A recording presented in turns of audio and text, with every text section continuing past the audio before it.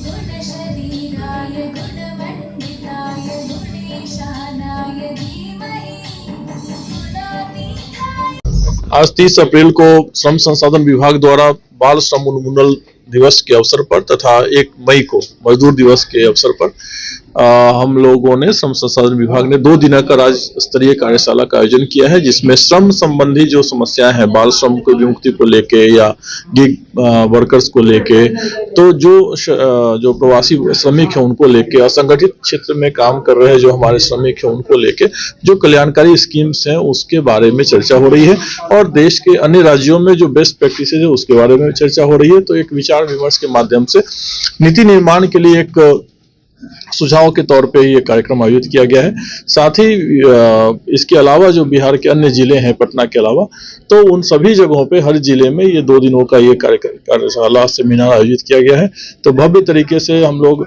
मई दिवस श्रम दिवस को मना रहे हैं और सांस्कृतिक कार्यक्रम का भी आयोजन किया गया है और 16 प्रचार रथ पूरे बिहार में अगले 10 दिनों तक घूमेंगे, जो विभिन्न जो श्रम संसाधन विभाग की योजनाएं हैं उसके बारे में लोगों को जागरूक करेंगे। तो श्रम संसाधन विभाग ये 2 दिन जो श्रम दिवस है उसको भव्य तरीके से मना रहा है। सरकार इस क्या कदम उठा रही जो मजदूर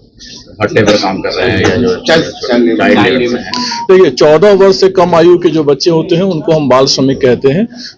तो उनको रेस्क्यू करने के लिए जैसे हमको सूचना प्राप्त होती है कि कहीं पे बाल श्रम हो रहा है या बच्चों से मजदूरी कराई जा रही है, तो उस पर हमारा धावा दल गठित है और वो तुरंत उस पर एक्शन लेता है। अभी आपको जानकर खुशी होगी कि अभी गत वर्ष बड़ी संख्या में हम लोगों ने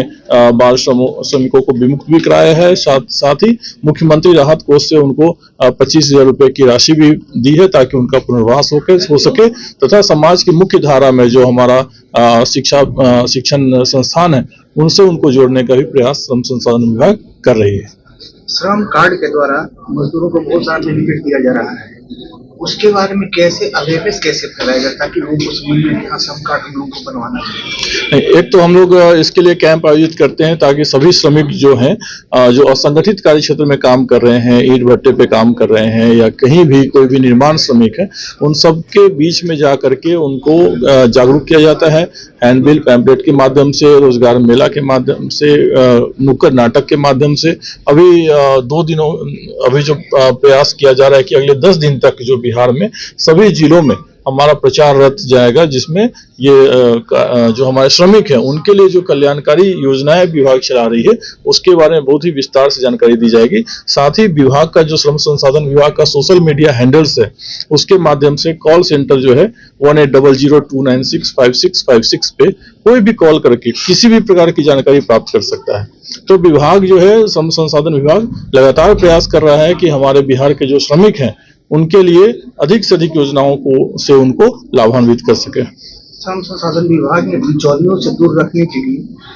इस पोर्टल बनाया गया था, लेकिन फिर भी देखा जा रहा है कुछ जिलों में कि वो बिचौलिए अभी भी काम कर रहे हैं और विभाग के कुछ अधिकारियों के बिलिंग बदल हैं। बिचौलियों का जहां तक सवाल है, इस दिशा में कई कार्रवाई हुई है, FIR भी दर्ज हुआ है। जहां जहां भी इस तरह की शिकायत आती है तुरंत उस पर कार्रवाई की जाती है और हमने कॉल सेंटर की स्थापना की है विभाग में, जिसका नंबर है 1800-296-5656। तो मैं आम जनता से भी अपील करूंगा, यदि श्रम संसाधन विभाग की किसी भी योजना में किसी भी तरह की राशि की मांग की जाती है, अवैध राशि की, उसकी सूचना तुरंत इस पर दें, इस नंबर पे, ताकि हम उस पर तुरंत कार्रवाई कर सकें। वैसे समीक्षा बैठकों में भी इसकी भी चर्चा होती है और जहां भी इस तरह की शिकायत आती है उस पर तुरंत कार्रवाई होती है।